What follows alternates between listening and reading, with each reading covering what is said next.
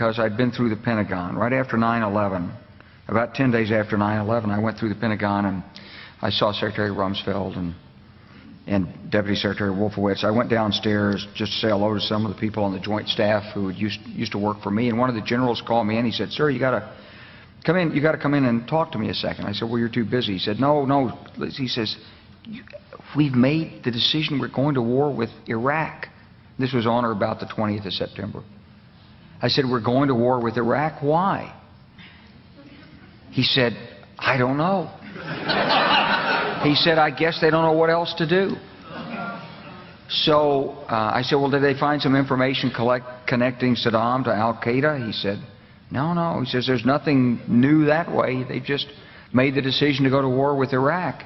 He said, "I guess it's like we don't know what to do about terrorists, but we've got a good military and we can take down governments." And he said, "I guess if the only tool you have is a hammer, every problem has to look like a nail." So I came back to see him a few weeks later, and by that time we were bombing in Afghanistan. I said, "Are we still going to war with Iraq?" And he said, "Oh, it's worse than that." He said, he reached over on his desk, he picked up a piece of paper, and he said, I just got this down from upstairs," meaning the Secretary of Defense's office today, and he said, "This is a memo that describes how we're going to take out 7 countries in 5 years, starting with Iraq and then Syria, Lebanon, Libya, Somalia, Sudan, and finishing off Iran."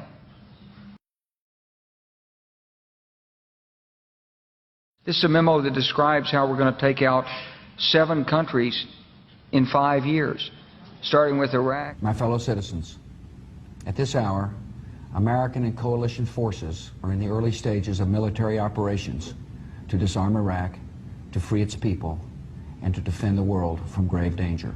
And then Syria. We had a chance to talk about a wide range of international issues, including the situation in Syria. And I have to say that all of us who've been seeing the terrible pictures coming out of Syria and Homs recently recognize it is absolutely imperative for the international community to rally and send a clear message to President Assad that it is time for a transition, it is time for that regime to move on, and it is time to stop the killing of Syrian citizens by their own government. Lebanon. They both had different reasons, the State Department and the White House, for wanting Israel to do it, encouraging them to do it, supporting them. Our Air Force worked very closely with the Israeli Air Force for months before this, not necessarily with a deadline, knowing when it would happen. It was always going to be whenever there was an incident, they would take advantage of an incident. The word I used was fortunate timing. When Hezbollah grabbed some of the Israeli soldiers in early July, that was then a pretext, I think that's the only word, for a major offensive that had been in the works a long time. Libya. Today we can definitively say that the Gaddafi regime has come to an end. The last major regime strongholds have fallen. The new government is consolidating the control over the country, and one of the world's longest-serving dictators is no more. Somalia. Well, violence isn't only on the rise in Afghanistan. In fact, it looks like America's shadow wars have now increased by 1. Drone strikes have long been reported in Pakistan and Yemen, but now there's news that a week ago, a U.S. drone aircraft fired on 2 leaders of the Somalian organization Al-Shabaab. Sudan. President Obama is sending 100 combat-equipped troops to Central Africa to advise local forces on getting rid of one of the continent's most vicious operatives, Joseph Kony, the head of the Lord's Resistance Army, a group responsible for atrocities across the region. It's the first open deployment of U.S. ground combat power to Africa since the Black Hawk Down incident in Somalia in the 1990s that killed 18 troops. U.S. troops may wind up now in Uganda, South Sudan, the Central African Republic, and the Democratic Republic of the Congo. It's part of a growing military effort to engage in Africa. Finishing off Iran.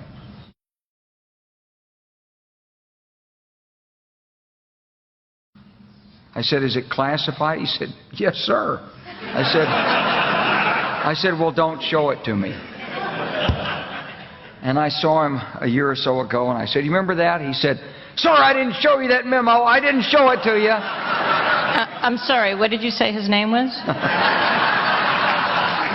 I'm not going to give you his name. So go through the countries again.